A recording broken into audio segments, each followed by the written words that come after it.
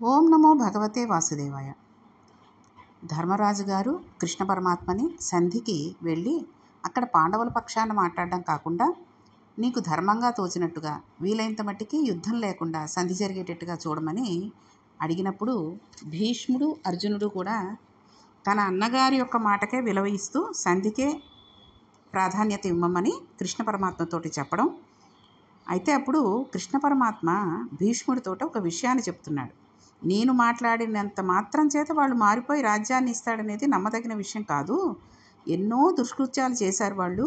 ఎప్పటి విషయమో కాదు, ఈ మధ్యకాలంలో జరిగినటువంటి విషయాన్ని ఒకదాన్ని చెప్తాను, మీరు గ్రహించండి అని చెప్పి చెప్తున్నాడు. ఏంటో తెలుసా అండి, గోగ్రహణం జరిగినప్పుడు నువ్వు కౌరవులను ఓడించి ఆవులను మరల్చుకుని విరాట నగరంలోకి వచ్చే సందర్భంలో, అంటే మనం విరాట పర్వంలో ఈ విషయాన్ని తెలుసుకున్నాం. ఆఖరి అరణ్యవాసం అయిపోయి అజ్ఞాతవాసంలో విరాట రాజు కొలువులోకి వచ్చినప్పుడు వీళ్ళందరూ కూడా గోగ్రహణం చేసేస్తే వాళ్ళు ఎక్కడెక్కడ ఉన్నారో బయటపడిపోతారు అనుకుని కౌరవులు గోగ్రహణం చేసినప్పుడు మాట, అప్పుడు జరిగిన సందర్భాన్ని ఒకటి కృష్ణ పరమాత్మ భీష్ముడికి చెప్తున్నాడు.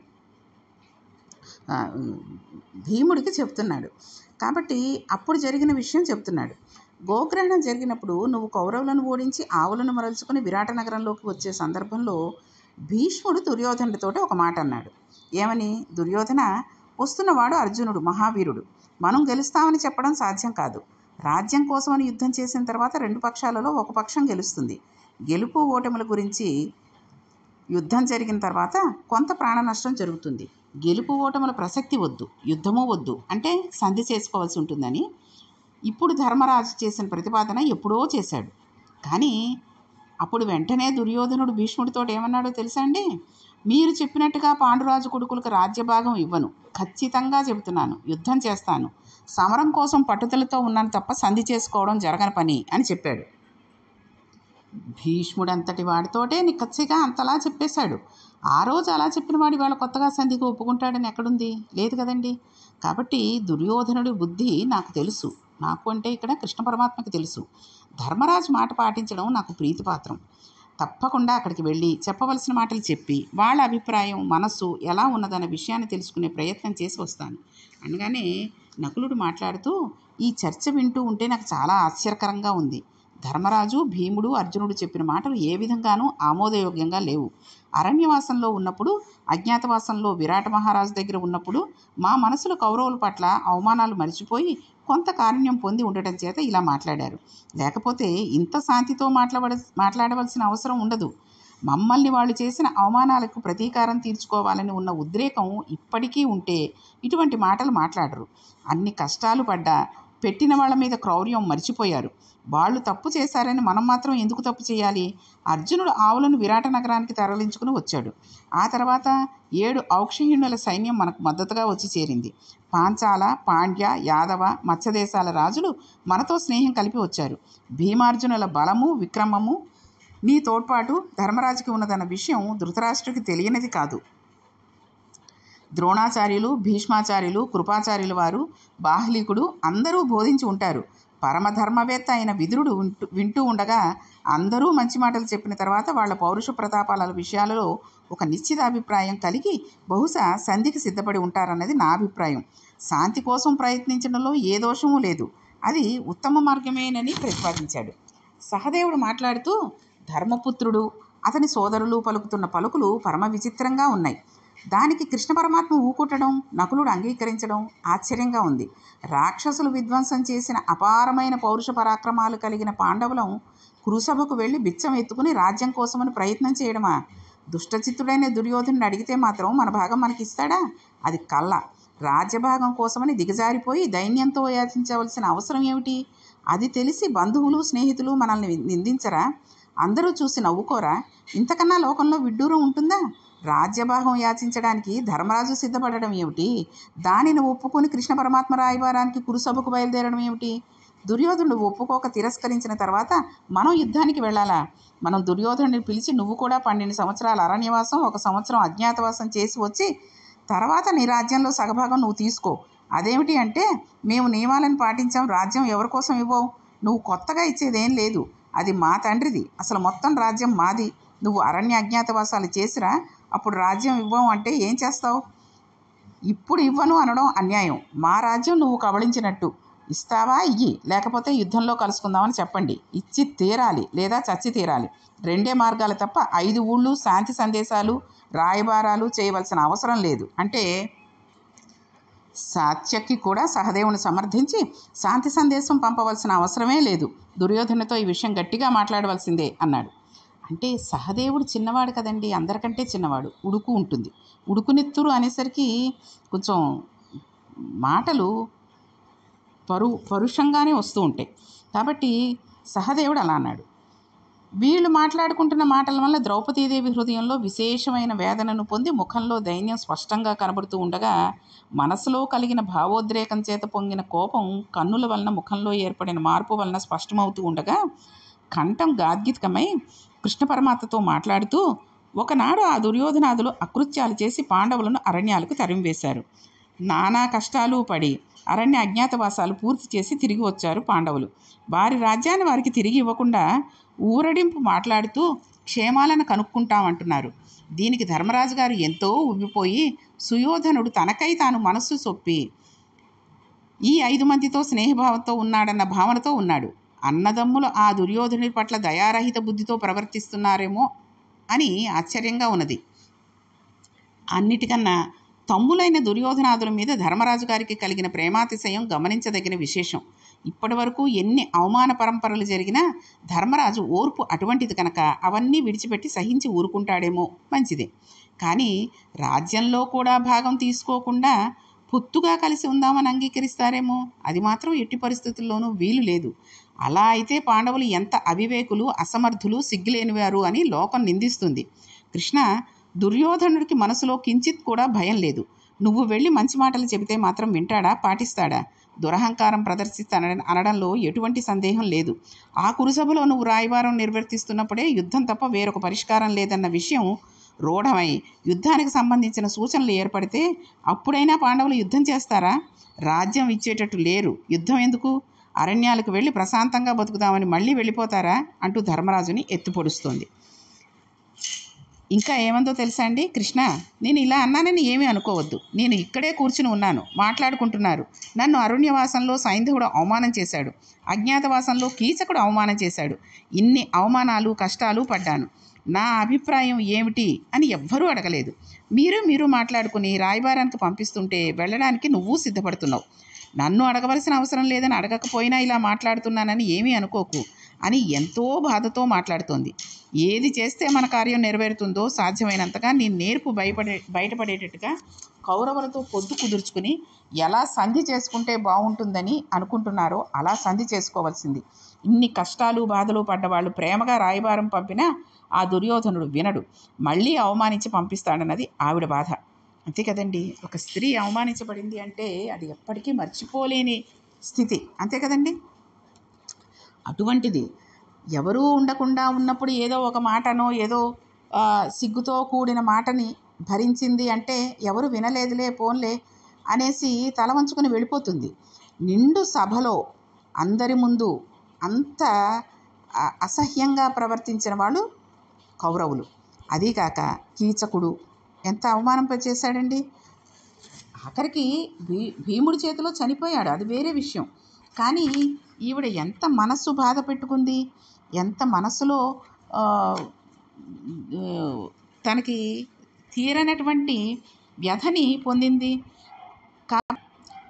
అలాగే సైంధవుడు కూడా కదండి. కాబట్టి ఇంతమంది చేత ఇన్ని రకాల అవమానాలు పొందినటువంటి ద్రౌపది ఈ రకంగా మాట్లాడడంలో ఎటువంటి సంకోచము లేదు. ధర్మరాజు శాంతిపన్నం ఆవిడకి రుచించలేదు, అంతే కదండి. వెళ్ళి సంధి చేసుకుని వస్తాము, వాళ్ళు ఏమి అందరూ మంచివాళ్ళలా ఉందాము అంటే ఈవిడే కాదు, అసలు ఒక్క ధర్మరాజుకు తప్ప ఇంకెవ్వరికీ కూడా ఇష్టం లేదు. కానీ అన్నగారి మాటగా, భర్త మాటగా వాళ్ళు అంత గౌరవాన్ని ఇస్తున్నారు. కృష్ణుడికి చెప్పవచ్చు కాబట్టి వీళ్ళ భయాలన్నీ, వీళ్ళ బాధలన్నీ కూడా, వీళ్ళ ఉక్రోషాలన్నీ కూడా, వీళ్ళ కత్తి అంతా కూడా కృష్ణ పరమాత్మతోటి చెప్పేసుకుంటున్నారు. ఈ విషయాలు ధర్మరాజు వినడండి, వింటాడు. కాబట్టి ద్రౌపదీదేవి కృష్ణ పరమాత్మతోటి అంటోంది, ధర్మరాజు గారి యొక్క శాంతిపన్నం నాకు రుచించలేదు. తన భర్తల గౌరవం పోతుందన్న ఆక్రోశంతో అలా మాట్లాడింది. ఇంతకు పూర్వం పొందిన అవమానాలు ఏమైపోతాయండి? చేసిన ప్రతిజ్ఞలు ఏమైపోతాయి? పాండవుల శాంతిని పొందేదెప్పుడు? కృష్ణ, నేను వరం చేత పుట్టాను. పాండురాజు కోడలనై భరతవంశాన్ని మెట్టాను. జనులందరి చేత నమస్కరించబడే పతులను పొందాను. స్థిరమైన బుద్ధి కలిగిన విక్రములైన కుమారులను పొందాను. ఎంతో గొప్పవారైన సోదరుల ప్రేమకు పాత్రురాలనయ్యాను. ఇన్నిటికి ప్రసిద్ధురాలనయ్యానని నీకు తెలుసు కదా. నీ చెల్లెలైన సుభద్రను ఎంతగా ప్రేమిస్తున్నావో అంతగా నన్ను ప్రేమించి గౌరవిస్తున్నావు. నన్ను అవమానించినంత దారుణంగా ఒక స్త్రీని అవమానించడం జరుగుతుందా? రాజసూయం జరిగిన తర్వాత అవభృత స్నానం చేత పరమ పవిత్రమైన నా కొప్పు వెంట్రుకలను పట్టి ఒక దుర్మార్గుడు ఈడ్చి సభలోకి తీసుకుని వెళ్ళాడు. అంత భయంకరమైన పరాభవం అనేది లోకంలో ఎక్కడైనా జరుగుతుందా? ఇంకే ఏ స్త్రీకైనా ఇటువంటి అవమానం జరిగినట్టు నువ్వు ఎక్కడైనా విన్నావా? ఏకవస్త్రం నేను చెప్తున్నా వినకుండా నన్ను జుట్టుపట్టి సభలోకి ఈడ్చుకుని వచ్చి వస్త్రాలను తొలగించడానికి ఆ దుశ్శాసనుడు ప్రయత్నం చేస్తుంటే నా భర్తల 5 ఆశ వదులుకుని నిశ్చేష్టులై బొమ్మల వలె నిలబడిపోతే నా మాన సంరక్షణ కోసం గోవిందా అని నిన్ను ఆక్రోశంతో పిలిచాను. రాయబారానికి నువ్వు వెళ్ళి మాట్లాడేటప్పుడు, సంధి చేయాలని ప్రయత్నించేటప్పుడు ఇది జ్ఞాపకం తెచ్చుకో. నన్ను అంత అవమానించిన వాళ్ళు నువ్వు సంధి చేస్తే బతికిపోతారు కదా. ఈ జరిగిన సంగతులు గుర్తుపెట్టుకో అని ఎంతో గాంభీర్యంతో ఉద్వేగంతో మాట్లాడింది. అన్నా, నేను ఒక ప్రశ్న అడుగుతాను. ఇప్పుడు సంధి జరిగి రాజ్యం ఇవ్వకుండా పొత్తుతో కలిసిమెలిసి ఉందామనంటే ధర్మరాజు ఇంతకన్నా కావాల్సి ఉందనేది అని పరమ సంతోషాన్ని పొందుతాడు. అంతే కదండి. ధర్మరాజు గారికి కావాల్సింది అదే, కలిసిమెలిసి ఉండడమే. కానీ శాంతి భావనతో అంగీకరిస్తే మేమందరం హస్తినాపురానికి వెళ్ళామనుకో, అప్పుడు ధృతరాష్ట్రుడు నన్ను కోడలుగా చూస్తాడా, దాసిగా చూస్తాడా? వీరికి రాజ్యం ఇవ్వలేం కదా. రాజ్యం లేనివారు రాజులు అనరు, వారు దాసులు, నేను దాసిని అని అంటాడేమో. నాకు మార్గం చెప్పమని ద్రౌపదీదేవి చటుక్కున తను కూర్చున్న స్థానంలోంచి పైకి లేచి కొప్పును విప్పి శిరోజాలను చేతి పట్టుకుని చూపిస్తూ క్రోధం ఆపుకోలేక కళ్ళ వెంటు నీళ్లు కారుతూ ఉండగా, ఈ తల వెంట్రుకలను చూసావా? ఒకరోజు నన్ను కురుసభలోకి జుట్టుపట్టి ఈడ్చి తీసుకుని వెడుతూ ఉంటే దుశ్శాసనుడి చేతిలో తెగిపోగా మిగిలిన ఈ వెంట్రుకలను గుర్తు తెచ్చుకుని సంధి కోసం కురుసభలో మాట్లాడు. కృష్ణ, ఒక్క విషయం పరిశీలించు. ఈ వెంట్రుకలను లాగిపట్టిన చెయ్యి కలిగిన దుశ్శాసనుడు ముక్కలైపోయి యుద్ధభూమిలో పడిపోయి ఉండగా చూడని నాడు ఇన్ని కష్టాలు పడడానికి కారణమైన దుర్యోధనుని ప్రాణాలు పోయి యుద్ధభూమిలో పడిన నాడు ఆ 2 శవాలని నేను ధర్మరాజు వెళ్ళి చూసి సంతోషించని నాడు నా దగ్గర పెద్ద గద ఉన్నదని, గిరగిరా తిప్పుతూ తిరిగే భీమసేనుని భుజపరాక్రమము, నా దగ్గర ఉన్న గాంధీవంతో బాణప్రయోగం చేస్తానని అర్జునుని శౌర్యము దేనికి పనికొస్తాయి? కాల్చడానికా? దుష్టులను శిక్షించడానికి పూనుకోవడం లక్షణమైన నువ్వు ఈ తోబుట్టువును బాధని, విస్ఫుటమైన పరాక్రమము ఉండి కూడా ఇంతటి పరాభవాగ్ని నాకు కలిగినప్పటికీ ఓర్పు పట్టి సహించిన నా భర్తల స్థితిని, ఒడిలో అగ్నిహోత్రంలో ఉంచుకుని నిలబడిన నా స్థితిని దృష్టిలో పెట్టుకుని మాట్లాడమని భోరుమని ఏడ్చేసింది. అంతే కదండి. ఒక స్త్రీ ఎంత బాధని తనలో ఉంచుకుందో చూడండి. అది ఆ బాధ వాళ్ళు చేసిన ప్రతిజ్ఞలు ఎక్కడ ఆగిపోతాయో, తన కచ్చి తీరదు అన్నట్టుగా, అది తీరకపోతే ఇంకా తన జన్మ ఎందుకు? అక్కడ వెళ్ళి మళ్ళీ దాసిగా ఉంటే ఇంకో రకంగా అవమానిస్తారు. అంతే కదండి. ఒకసారి అవమానించబడ్డదానికి ఇంకోసారి అవమానించడం పెద్ద వింతేమి కాదు. కాబట్టి అటువంటి బాధని నేను పడ్డాను. ఇవన్నీ దృష్టిలో పెట్టుకుని నువ్వు సంధికి వెళ్ళు అంది. అంటే ఇంత బాధపడ్డా కూడా నువ్వు సంధి చేసి శాంతియుతంగా ఉండాలని కోరుకుంటున్నావా అన్నా అని అడిగింది. కృష్ణుడు ద్రౌపదీదేవికి అన్నగారే కదండి. కాబట్టి ఆ రకంగా అడిగింది. అంత ఏడ్చేస్తుంటే భూరమని పరమాత్మ ద్రౌపదీదేవితో అన్నాడు, నేను ఉండగా ఎందుకమ్మా అంత బాధపడతావు? నేను భీమునితో అర్జునుడితో కలిసి యుద్ధభూమిలో కౌరవులందరినీ చంపి శత్రుక్షయం చేసి ఊరట పొందేటట్టుగా చేస్తాను. వాళ్ళు ఎట్టి పరిస్థితుల్లోనూ సంధికి ఒప్పుకోరు. నువ్వు ఏడవలసిన రోజులు వెళ్ళిపోయాయి. బాధపడవలసిన అవసరం లేదు. ధృతరాష్ట్రుని కోడళ్ళు ఏడుస్తారు. ఆ ఏడుపులు విని నువ్వు గలగలా నవ్వే రోజులు వచ్చాయి. యముని వాహనమైన దున్నపోత మెడలో ఉండే గంటల చప్పుడు వినాలనుకునే దుర్యోధనాదులకి నేను చెప్పే రాయబారం చెవికెక్కదు. ధర్మరాజు చెప్పే శాంతి వాక్యాలు నచ్చవు. కాబట్టి యుద్ధమే జరుగుతుంది. శపథం చేసి చెబుతున్నాను ద్రౌపది, నా మాటలను బాగా ఆలకించు. విరోధులను ధ్వంసం చేసి విజయాన్ని పొంది ధర్మరాజు సంతోషంతో గొప్ప వైభవాన్ని పొందడాన్ని నువ్వు తొందరలోనే చూస్తావు. ఏ విధమైన ఆలస్యం జరగదని అక్కడ ఉన్న కాంతులను పిలిచి ద్రౌపదీదేవి కేశపాసాన్ని ముడివేయవలసినదిగా ఆజ్ఞాపించాడు. ధర్మరాజు కృష్ణ పరమాత్మతో మాట్లాడుతూ, నీ జన్మ నక్షత్రం రోహిణి, రేపు రేవతి నక్షత్రం కనుక చంద్రుడు మీనరాశిలో ఏకాదశ స్థానంలో శుభుడై ఉంటాడు. చంద్రబలం రేవతి నక్షత్రం నీకు సాధన తార కాబట్టి అన్ని విధాలా కార్యసాధనకు ప్రయాణం ప్రారంభించడానికి కుదిరి అనుకూలంగా ఉన్నాయి. రేపు ఉదయం ప్రయాణానికి సిద్ధపడమని చెప్పాడు. ఇక్కడ ఈ విషయం ఎందుకు చెప్పారో తెలుసా అండి? ఇంతమంది ఇంతలా ఆక్రోశిస్తూ ఉంటే, ఇంత కచ్చి ఉంది, ఇంత పగలున్నాయి, ఇంతలా అవమానించారు వాళ్ళు అని కృష్ణ పరమాత్మకి చెబుతున్నట్టుగా చెబుతూ, ధర్మరాజు కూడా అక్కడ ఉన్నాడు, పాతవన్నీ మర్చిపోయావా అన్నయ్య అన్నట్టుగా చెబుతూ ఉంటే, అయినా సరే శాంతిగా రేపు మంచి రోజు, రేపు పొద్దున్నే ప్రయాణం చెయ్యి అంటున్నాడంటే ఎంత ధర్మంగా ఉన్నాడో ధర్మరాజు అన్నది మనకి ఇక్కడ తెలుస్తోంది. కాబట్టి ఈ రకంగా కృష్ణ పరమాత్మే చెప్పాడు యుద్ధం తప్పకుండా జరుగుతుంది అని. కాబట్టి రేపు ఉదయాన్నే ప్రయాణానికి సిద్ధపడమని ధర్మరాజు గారు చెప్పాడు. అలాగే చేస్తానని చెప్పి మర్నాడు సూర్యోదయం కాగానే కాలకృత్యాలు తీర్చుకుని సూర్యోపాసన చేసి అగ్నిని ఆరాధించి బ్రాహ్మణులకు నమస్కారం చేసి వారి ఆశీర్వచనాలు తీసుకుని చేయవలసిన అన్ని దానాలు చేసి వారిని సంతోషపెట్టి మంత్రపురస్సారంగా వారు ఇచ్చిన అక్షంతలని దూర్వాంకురాలని స్వీకరించి బయలుదేరడానికి సిద్ధపడుతూ సాత్యకని పిలిచి, నువ్వు కూడా హస్తినాపురానికి నాతో రా, నీతో పాటు మన వారందరినీ బయలుదేరి రమ్మని చెప్పు. అక్కడ దుర్యోధనుని బుద్ధి మంచిది కాదు, నాకు సంబంధించిన ఆయుధాలన్నిటినీ రథంలో పెట్టించమని, అక్కడ ఏదైనా జరగవచ్చునని చెబితే సాత్యకి కూడా బయలుదేరాడు. దారకుడు అన్న సారథిని పిలిచి రథాన్ని సిద్ధం చేయమని చెబితే ఆయన రథానికి అందమైన గరుడ ధ్వజం కట్టి సాభ్యము, సుగ్రీవము, మేఘపుష్పము, బలహకము అనేటటువంటి పేర్లతో ఉన్నటువంటి గుర్రాలను కట్టి రథాన్ని అక్కడ పెట్టాడు. వింజామరలు వీస్తూ ఉండగా శ్రీకృష్ణ పరమాత్మ రథారోహణం చేసి రాయబారానికి వెళ్ళడానికి సిద్ధపడుతున్నాడు. సాత్యకి మొదలైన వారు తమ పరిజనంతో స్త్రీలు మంగళాక్షతలు చదువుతూ ఉండగా హస్తినాపురానికి బయలుదేరి వెళ్ళడానికి సిద్ధపడుతూ ఉండగా ధర్మరాజు వచ్చి కృష్ణ పరమాత్మతోటి, నువ్వు హస్తినాపురానికి వెళ్ళినప్పుడు అక్కడ ఉన్న మా అమ్మ కుంతీదేవి నిన్ను చూసి ఎంతో ఆనందిస్తుంది. మేము ఇన్ని కష్టాలు పడుతున్నా నువ్వు ఉన్నావన్న భావన చేతనే ఆమె ఊరట పొంది ఉన్నది. చాలా గొప్ప నడవడి కలిగిన మా తల్లి ఈ కురువంశాన్ని పవిత్రం చేసింది. నువ్వు వచ్చావని తెలిసి ఎంతో సంతోషాన్ని పొందుతుంది. ఆమె శ్రమ ఎన్నాళ్ళు పడిందో అదంతా కూడా తొలగిపోతుంది. మా అందరి పసుపున ఆవిడ పాదాలకు నమస్కరించి క్షేమాన్ని తెలుసుకుని ఇన్నాళ్ళ నుంచి పడుతున్న బాధను పోగొట్టి దైన్యం తొలగిపోయేటట్టుగా చూడు. మేము అరణ్యాలకు వెడుతూ ఉంటే మా కోసం ఎంతో బాధపడింది. దిక్కులేని దానిలా హస్తినాపురంలో పడి ఉండి 13 ఏళ్ళు ఎంతో శుష్కించిపోయి ఉంటుంది. లక్క ఇంట్లో మమ్మల్ని కాల్చాలని ప్రయత్నించినప్పటి నుంచి ఆవిడ ఎన్నో బాధలు కష్టాలు పొందింది. మా అమ్మను మరీ మరీ అడిగామని చెప్పు. దుఃఖాలు అనుభవించవలసిన కాలం పూర్తయిపోయింది. అందరం సంతోషంగా ఉంటామని చెప్పి కృష్ణ మీ మేనత్త అయిన మా అమ్మను ఊరడించమని చెప్పాడు. అర్జునుడు రథం దగ్గరికి వచ్చి ధర్మరాజు రాజ్యంలో సగభాగం తీసుకుని తీరుతాడని దుర్యోధనుడికి అతని తమ్ములకి నిండు సభలో తెలియజేయమని, ఒకవేళ అలా భాగం ఇవ్వకపోతే యుద్ధంలో వాళ్ళను మట్టుపెట్టి పూడ్చిపెట్టడం మా నిశ్చితాభిప్రాయం అని చెప్పి పొత్తు లేదా పోరు ఏది కావాలో కౌరవులను తేల్చుకోమని చెప్పు అన్నాడు. ఈ రకంగా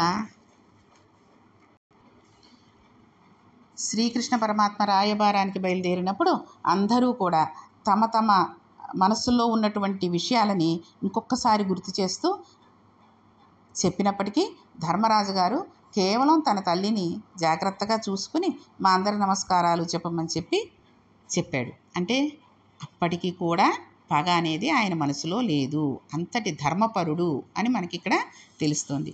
కాబట్టి రాయబారానికి బయలుదేరినటువంటి శ్రీకృష్ణ పరమాత్మ ఎలా వెళ్ళాడు, మధ్యలో ఏమైనా జరిగిందా, రాయబారానికి వెళ్ళి వచ్చిన తర్వాత వాళ్ళు సంధికి ఒప్పుకున్నారా లేక యుద్ధమే జరిగిందా అంటే ఇదంతా మీకు అందరికీ తెలిసిన విషయం అయినప్పటికీ కాస్త సస్పెన్స్ అనేది ఉండాలి కదండి. అందుకని రాయబారానికి వెళ్ళినప్పుడు రాయబారం చేశాడు, అక్కడ జరగలేదు, కురుక్షేత్ర యుద్ధం జరిగిందని మనందరికీ తెలుసు. కానీ విపులంగా వివరంగా అన్నీ తెలియాలి అంటే రేపటిదాకా ఆగాల్సిందే కదండి. కాబట్టి రేపు మిగిలిన విషయాలన్నీ కూడా మనం తెలుసుకుందాం. ఓం నమో భగవతే వాసుదేవాయ.